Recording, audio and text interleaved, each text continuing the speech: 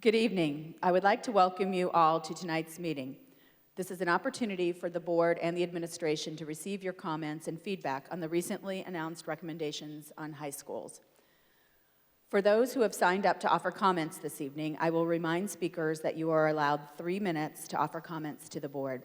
A timer will start when you begin, and I ask that you briefly conclude your remarks when you hear the timer go off. Comments should be directed to the board collectively, should be respectful, and should not address a topic that might be of a confidential nature. I will also remind our speakers that while the board is happy to receive your comments, we will not respond or answer any questions at this time. Questions and inquiries can be directed to the IPS Service Center, the Superintendent's Office, or the board office by email or phone. Before we get started, I want to note that the board will not be taking formal action on the administration's recommendations until our September 18th meeting. Furthermore, any approved changes would not go into effect until the 2018-2019 school year. Finally, all current programs will continue to serve students regardless of any decisions on facilities. Mr. Grommelspacher, would you please call our first speaker to the microphone? The first speaker signed up to speak this evening is Nathan Harris. Following Mr. Harris, we have signed up Christina Smith.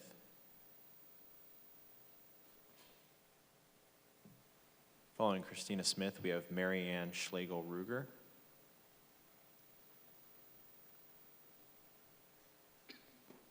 And then Miss Jerry Coverstone.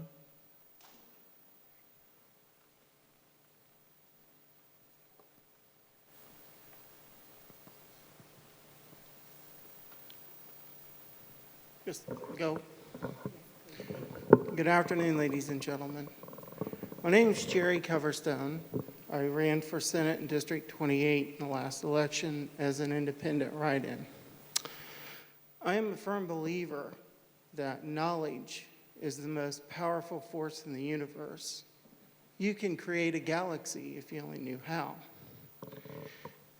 When we manipulate knowledge to our young people, they're not aware of what their real possibilities can be when they grow into adults.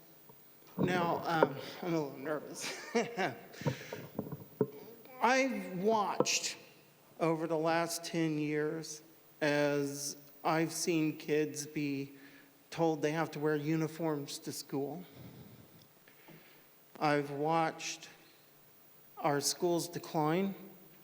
I grew up here. This John Marshall used to be a really wild school, but I went to Warren. And back then, we were told we were going to be the generation to know everything. What I've seen happen is very disturbing because, back then we knew computers were going to change the way we learn. But I never thought that our separation between church and state and education would ever come into play. I look and I see how the school voucher program is providing tax-funded money to private religious-based schools. And then I turn around and I see our public schools closing down. That bothers me. It bothers me. And it bothers me how our future, the children of today are going to grow up believing in certain things because they are being told these things now. Now, I am also a transgendered person and an atheist. And my tax money is going to pay for the school lunches of these private religious schools. And kids that are not realizing that they have a choice on whether or not they want to believe in what they're being told. So I would hope that we can use the technology of computers, we can find another way to teach our students, and that we should keep our schools open and the minds open to the possibilities of what they can do, what our young people can do when they get older. And so I hope when you're thinking about these school closings, maybe you can find a better way. We do need a social structure. Students need to come and meet other students. Is that my 3 minutes? Yes, All ma'am. right. Just think before you close the schools down, okay? All right, thank you. That concludes all individuals who signed up online or prior to the meeting during the entrance. Mr. Guamos-Paca, would you just call the names one more time and see if anyone else, I know traffic was a little bad getting here, so just see if anyone else has arrived who you called previously. Gladly. First was Nathan Harris. Second, Christina Smith. Third, Marianne Schlegel-Ruger.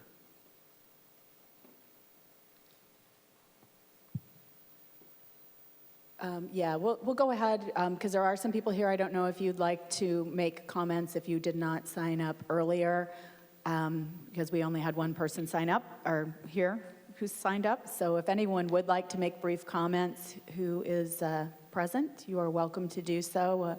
Please try to stick to the 3 minutes as well.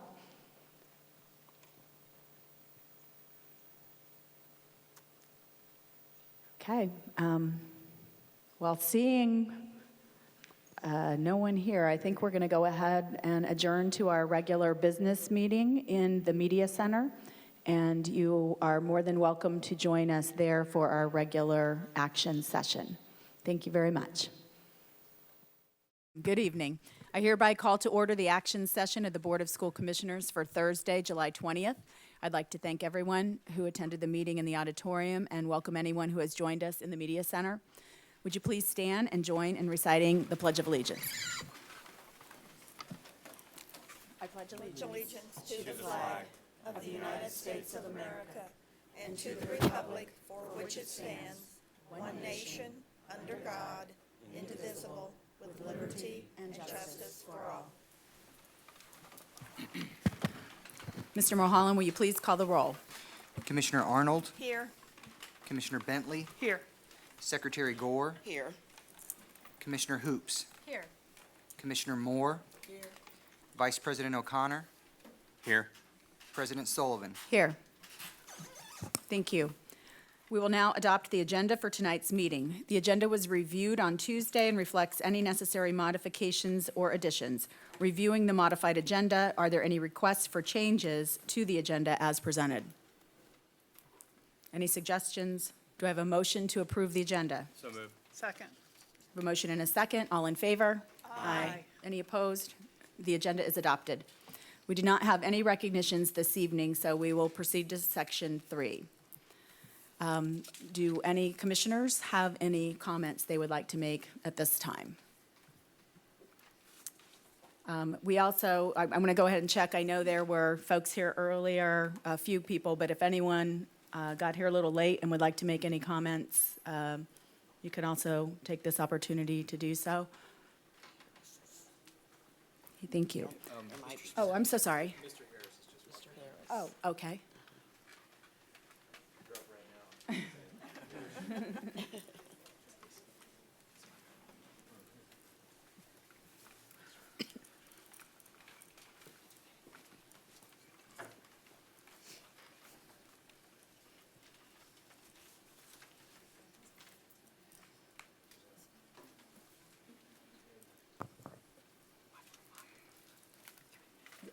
Yes, Mr. Harris.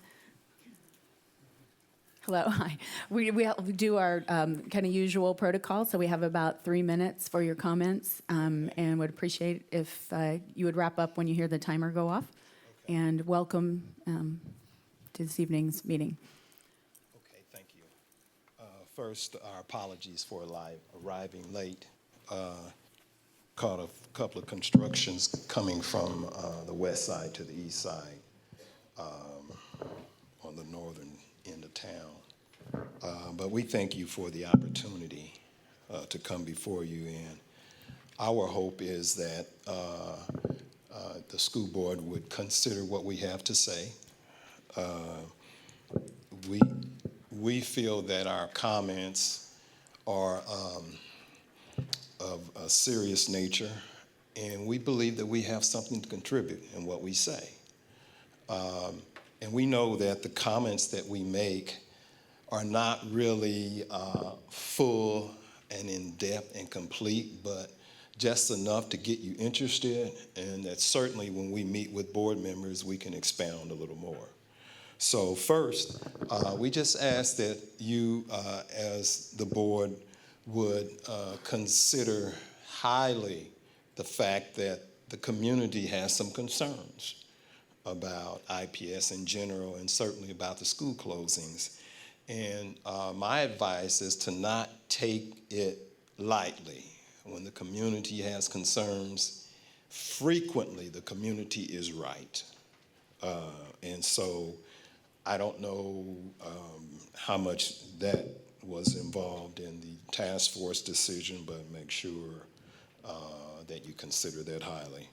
And then number two, in reference to the school closings, certainly the idea of considering selling some of our assets, and when I say us, I mean IPS, just consider, and even that from an economic standpoint, although I've been pushing for a more broad assessment of all things, but that's assets, and we know that property value is increasing.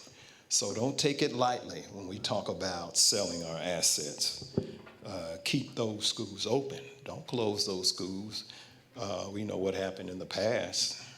We might need to reopen them, and then we begin to remarket and maybe rebrand.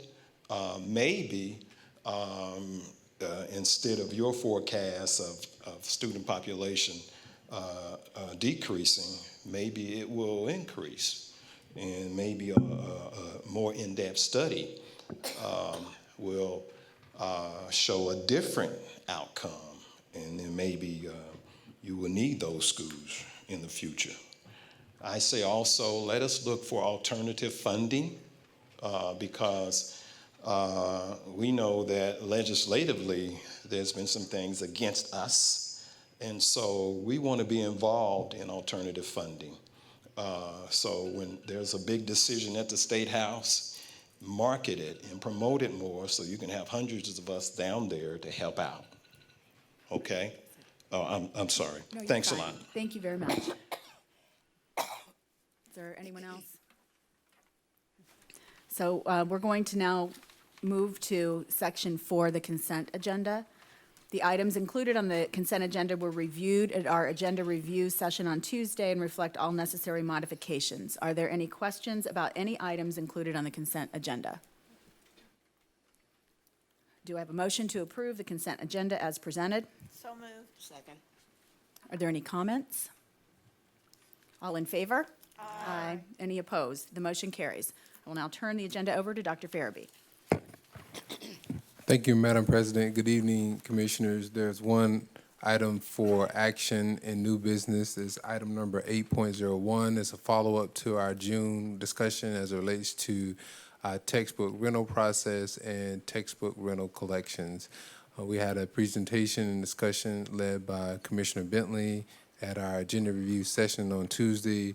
Chief Financial Manager Weston walked us through the recommendation of Phase 1, which will allow us to hopefully recoup some of the dollars that we have not been able to take back from families as it relates to our textbook rental process. So with that, we ask that the Commissioners consider the recommendations for approval as related to the collection process and the collections rental that's been presented.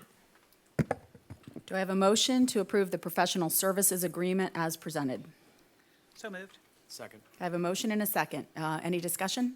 Question. Yes, Commissioner Moore. My only question is around, did I understand us to say that we do send out the book rental fees to our families prior to them coming to school in the fall?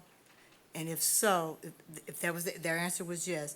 Also, center around how are they able to pay? So can I get those two? I mean, I'm in favor of the book rental process, but I just want to understand what our current practice is and are families able to pay in many different ways? So I'll start the response, and if Weston could come to the microphone as well, he can add additional context. And so typically, our process has been when students come back in the fall with their families, we provide them with the documentation as it relates to what the textbooks are for that particular grade level and classroom, and what the fees are associated with that classroom and grade level. And then if there are needs for either a payment period to be extended and parents have the ability to pay over time, we do offer that option. And again, we provide a number of opportunities for families to pay the fees, and we just ask if they intend to pay that they let us know, and we'll work with them on the payment process. And then we also ask families to complete the textbook waiver form if the family is not in position to pay those fees. And so with that, I'll stop there, and then Weston can add additional context. In May, the textbook rates were approved. All of the principals are aware of that. We've made that known. They're preparing their packets to go out to the families. So all of those rates are out there.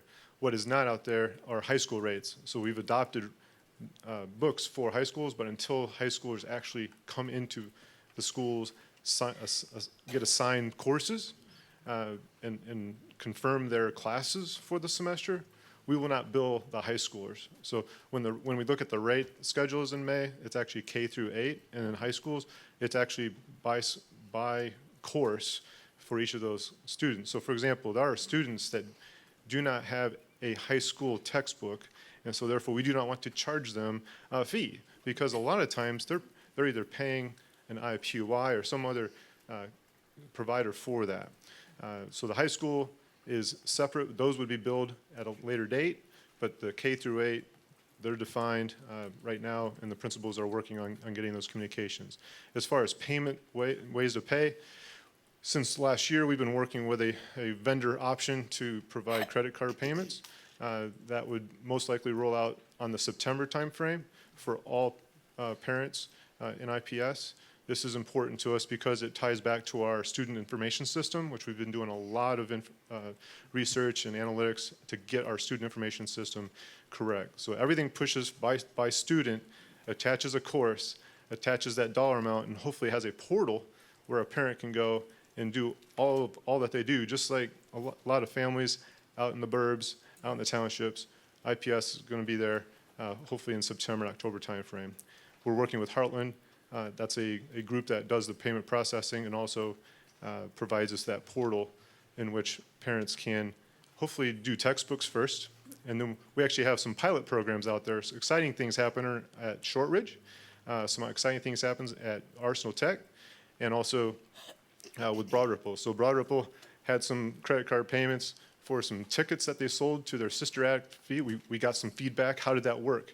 And then Shortridge, Shane O'Day, principal, he is doing a great job giving us some feedback as a pilot on so many ways, whether it be concessions, whether it be student fees for a wide number of things. And then Career Technical Services, our Colonel's Cupboard, we're actually getting set up for credit card payments. So when people come in and buy their perch on Friday for Fish Fridays at Colonel's Cupboard, they'll be able to charge their credit card. So we've been working on credit card processing, but all the while thinking about internal controls and proper communications. And when we want to roll it out, we want to roll it out right, because it will be more work on all of our days if we don't roll it out right. So that's our current plans. Commissioner Bentley. Does Heartland, is it Heartland, is that do they work with other school districts? Because I know that, North Central, for example, has been taking credit card payments for years via their student portal, and I didn't know if Heartland was working with other school systems in Indiana. So Heartland is one of the largest payment processors in America. They work with a lot of schools. So when it comes to who's in Indiana, it's usually larger schools, and we're one of the ones in the local area. We look at ourselves, and we have not done a good job on processing, because basically it comes back to the CEP conversation. There's been no payment processing,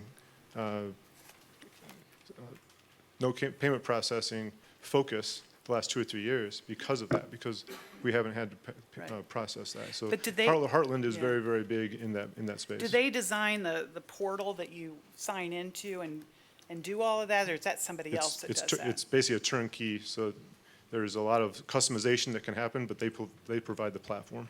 Okay, and It's called My School Bucks, and that's MSB, My School connected Bucks. to our website, so if a family goes to the Broad Ripple High School website, if they can find it, there would be that link to that to pay their Yes. fees and stuff. Okay. That's great. Thank you. Commissioner Arnold? Just for clarification, the processes that you're asking to have approved are for collecting fees from the previous school year, Correct. correct?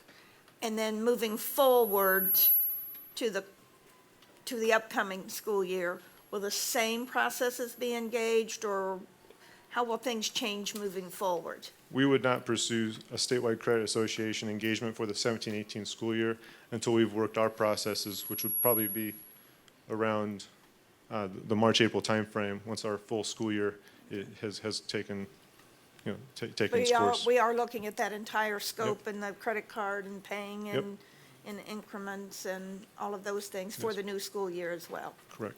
Thank you. With statewide credit, with the 16-17 pay, if somebody says, hey, got the statewide notice, I want to pay, they can pay via credit card.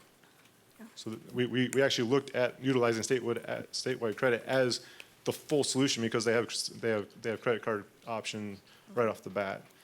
We believe, though, the integration among all the other credit card processing that we want to do allows us, me as a parent, to hopefully go to one portal and have one username and password for a lot of the transactions that may occur for my students versus having a separate username and password and bifurcate it. So we're really trying to think thoughtfully on how we can have this be a one-stop shop for our families. And in your materials is the Statewide Credit Association Professional Services Agreement that would allow us to do that work. Mr. Young, so I want to clarify one more time because I think all commissioners received an email today with some questions on the timeline. Some of our families have not been given information about textbook rental fees until later in the year. So for elementary programs, that information should be distributed in back-to-school packets or during the first few weeks of school, not beyond that. Correct. Okay, thank you. Yes, Commissioner O'Connor. One component of this, I think that I understand, but I just want to clarify. So a significant portion of the fees that were out are families who qualify for the textbook waiver but don't ever fill out the paperwork. So a component of this is getting the appropriate paperwork to the families also. Is that correct? Yes. Yes, Commissioner Arnold. So if they didn't pay, but they were eligible, is part of the collection process that they can go back and recoup even though it was last school year? Yep. Okay. Commissioner Hoops. Yeah, I recollect we discussed this on Tuesday, and I just want to reiterate again that it's really important for us to look at that piece and continue to work with our individual schools to make sure that those forms are filled out so that those parents that qualify get that form in, because it also impacts other classifications for the school with the free Sure and does. reduced lunch. It's more than just the textbook. It's really crucial that that document gets filled in. Correct. Commissioner Bentley. And this is who's the point person at the school that sort of, because we don't, obviously, the central office is not going to be coordinating, people filling out papers at the building level. That's a school-based responsibility. And who at the school is sort of the point person for making sure families get the information about the forms that they have to, fill out in order to qualify for free textbooks, and, how does that work? How does that flow of information down to the school, and how's that work? Well, we believe in we believe in autonomy, and so each of the principals is tasked with here's what we need to do. We need to bill. We need to get forms. They delegate out. Typically, on the K-8 level, it's the assistant or the person sitting right inside that door, the first person you meet, the friendly face.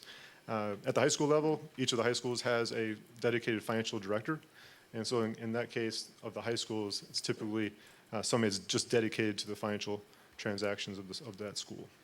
But are the social workers involved? I mean, because So, it's so they are. obvious. Yeah. So when we have PIEs, so if you have the Title I school, Oh, okay. the PIEs very, very involved because they know the families. Okay. I mean, some of them, I mean, God bless them, they're out there at the beginning of school, making sure that they're getting to school, first of all, okay? Once they're enrolled, then we can actually say, okay, now we have all these paperwork to do, which we didn't necessarily even get to you because you weren't enrolled yet. So there's a whole outreach, whether it be the principal in newsletters, in district supports saying, hey, here's what you should put in. We have people coming in on nights where they meet the friendly face at the front door. We have the PIEs, we have the social workers, you name it. People understand this process better than ever before because why? Student-based allocation ties to the free reduced lunch percentage. That form is really important. Yeah. But they also, I think, understand that the dollars flow and support those textbook decisions that they've recently made too. Okay, great, thank you. I didn't mean to have my back to you. I was like It's all talking right. to you. and- Commissioner Gore. Just kind of what I mentioned on Tuesday. I'm concerned about the time that the parents get that package. Is there not a way that they could get it earlier so that they could do some pre-planning? That seemed to be one of the options that was in our email to us today, and I kind of think it's a good idea, especially grade school, elementary, yeah. So just, I'm aware of one email that was sent to you, and if the email coming from that school is the school of our least of our worries, that has 100%. I know that, So but I think just- there might be other problems at other schools. So again, the rates are out. They were out in May. They're about the same amount every year. It's an element of having that form that's filled out.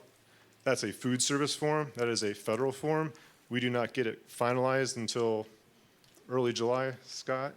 So the earliest we can actually get the form out, with this packet is last week when it got approved by the feds and then state and then us as a district. We're trying to get an electronic option, but I think if you haven't heard me on this point, there are so many kids that don't come to school the first part of the school year. Okay? We know that, right? Yeah. So our teams are ready to go. They do the best job they can, not just finance. I mean, this is the academic teams. They are out trying to get everything in front of the kids because they want to get all that paperwork done and just sit there and start teaching. They really do. We try to have the administrative piece be as efficient as possible, but you still run up into the opportunities we have, the challenges of getting those kids in the building and getting them engaged that first day. It might be the 10th day. It might be the 20th day.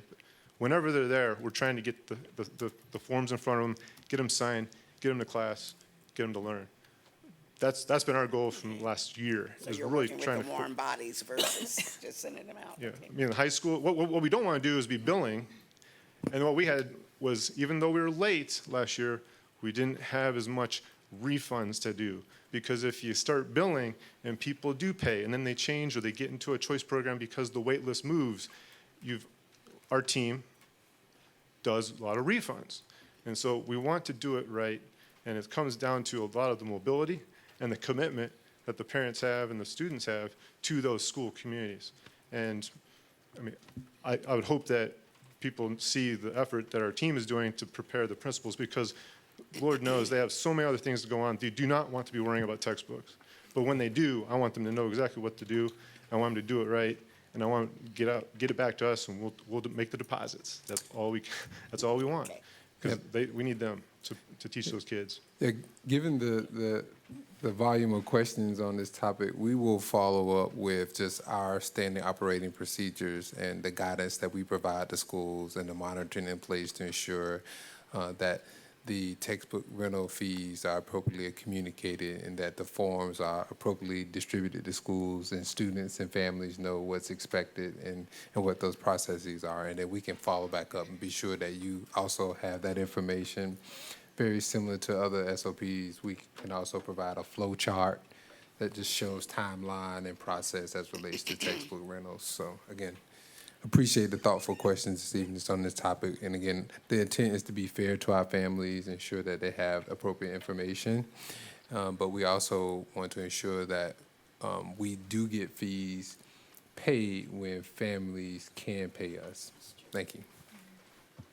And just one final suggestion on that, if we do know in May, just to get the information out there kind of in a PR way of, hey, planning ahead for next year, you know, just so some people are planners and would appreciate that information, and so not to expect payment at that point, but just to let people know so they can kind of ballpark what to allow for textbooks in the fall, part of their planning, but family budgeting. So thanks very much. Yes, Commissioner Hoops, sorry. I was just going to say, with the review of the SOP, it'd be great to give just an overview of how we've done so far once the school year starts. What's the percentage of forms filled out, just to get a sense of how things are moving along this year. Okay, all in favor? Aye. Any opposed? The motion carries. At this time, are there any closing comments from commissioners? I just have a. Yes, Commissioner This is Bentley? our last meeting, I think, before school starts. So I Oh, just my want to gosh. wish everybody luck, and I know it can be a very stressful, crazy time, but, you know, getting the kids to school on time. And so good luck to everybody. I know it's a lot of hard work. Dr. Farabee? In that same context, again, I just want to take a moment to publicly thank all of our staff and students for a great summer. Just continue to be pleased with the services we were able to provide over the summer. We continue to do an excellent job with summer feeding. Our numbers appear to be up. We have our school bus cafe that we launched this summer, which is, I think, a neat way to serve families a healthy meal, and we'll continue implementation throughout the school year. We had a number of camps. We had high interest in our STEM camp this summer, and just lots of educational opportunities for students, and we look forward to welcoming back. And we know that wouldn't be possible without the hard work of our staff members. So again, I thank them and I appreciate all the preparation that's taken place, the professional development opportunity that's taken place over the summer to ensure that we're prepared to give the students the very best on July 31st. You just reminded me, I want to thank all of the staff who have helped us with bringing the meetings out to sites. I know it's a lot of extra work to get all of this technology set up, and we really appreciate that. And we know we have a couple more meetings as well off-site. So thank you very much for spending your evenings with us here. Our next regular meeting will be our work session on Tuesday, August 22nd, beginning at 6 p.m. at School 2. Having completed all items on the agenda, the meeting stands adjourned.